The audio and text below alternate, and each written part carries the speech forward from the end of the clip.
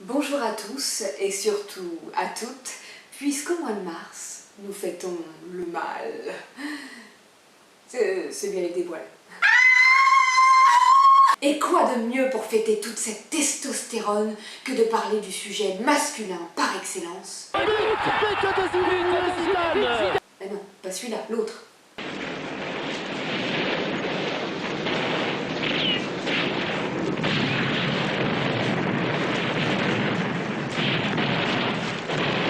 La guerre en milieu forestier, un sujet hautement passionnant.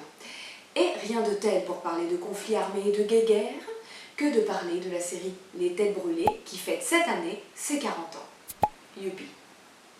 Les têtes brûlées. Quel est le rapport avec les bonbons qui t'arrachent la tête? Eh bien, aucun rapport. Les Têtes Brûlées, Barbara Black Sheep Squadron en VO, ce qui donne littéralement en français l'escadrille des brebis galeuses, est une série américaine créée par Stephen Cannell, connu pour avoir produit le film 21 Jump Street en 2012. La série atterrit sur NBC en 1976 et fait ses premiers pas en France un an plus tard. Elle comporte 2 saisons remplies d'épisodes de 50 minutes, à l'exception du tout premier épisode qui fait office de pilote et qui dure 120 minutes. C'est long. C'est très long. Ouah, une série avec que des mecs. On va voir.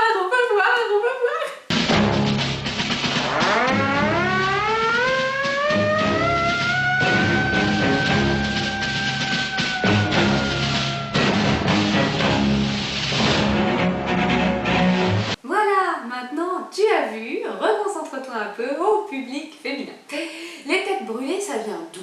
Eh bien, c'est une série basée sur des faits réels, ce qui est plutôt rare, et qui raconte les exploits d'un homme ayant du coup réellement existé, c'est logique, durant la Seconde Guerre mondiale, à savoir Gregory Papy Boyington, qui évolue au sein d'une escadrille de pilotes rebelles et audacieux. Un dur, un vrai, quoi. Mais alors pourquoi Papy? Eh bien tout simplement parce qu'il était légèrement plus âgé que les autres membres de l'escadrille. Ce n'est donc pas un pépé au sens littéral du terme. Rassurez-vous les filles. Un jeune pilote en uniforme fait péter la photo.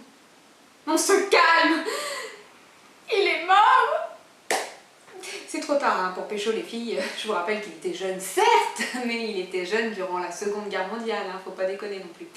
La série est d'ailleurs tirée de son livre, qui s'intitule également Baba Black Sheep. Ils se sont vraiment creusé la tête, ces créateurs, ça fait plaisir à voir. La guerre dans le Pacifique, une nouvelle forme de combat ayant le ciel pour théâtre et dont un nouveau type de combattants sont les acteurs. Des pilotes pleins de courage décollant de nos porte-avions, ou des îlots entourés de récifs de coraux pour rencontrer l'ennemi au-dessus des nuages. La clé de la victoire contre les Japonais, c'est la puissance aérienne, en l'occurrence l'avion de chasse rapide comme un trait et au trait mortel. La nouvelle arme d'une guerre nouvelle. Une série qui se focalise sur la guerre du Pacifique qui opposait les Japonais et les Américains. À savoir que chaque épisode commence par un vrai extrait de journal télévisé qui coïncide avec la période de l'épisode. Hyper ingénieux! Et pour la petite anecdote, un mâle bien connu des fans de Star Trek fait une apparition dans l'épisode 9 de la première saison. Il s'agit de George Takei, alias Hikaru Sulu.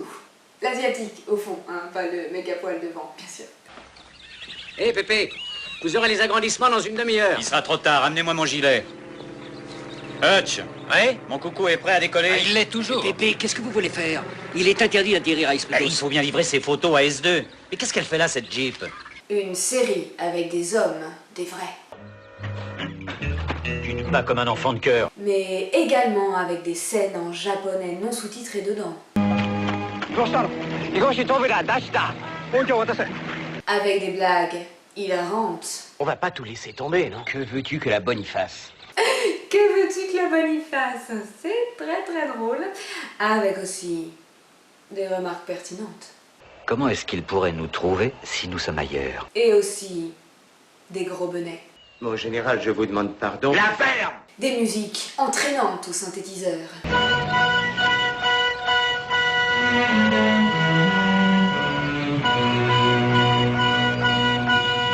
Des courses-poursuites qui ne mènent à rien. Le tout dans un langage fleuri. Éloignez les enfants. Si je ne savais pas l'énorme effort qu'il a fait pour cette unité, croyez bien que je vous laisserais tous dans la crotte. Quant à la présence féminine à l'écran, eh bien, non seulement nous ne sommes pas là pour parler de ça, mais en plus je préfère pas vous en parler, ça va vous énerver. Bon, d'accord, si vous insistez, mais venez pas vous plaindre après, hein. Eh bien, comment vous dire, les femmes sont principalement des grosses potiches qui gloussent. Les frères rouspétaient moins quand je conduisais le tracteur et qu'ils allaient à la pêche.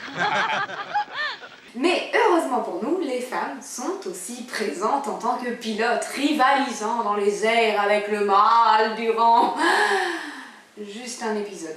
Faut pas trop en demander non plus. Et pour en rajouter une couche, ces dames s'entraînent en mini-short devant les hommes parce que bien sûr dans le Pacifique il fait très très chaud.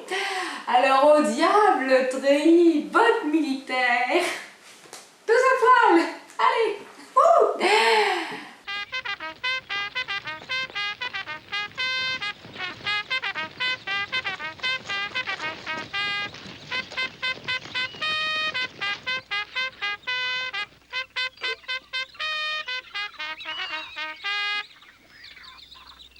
Sur place.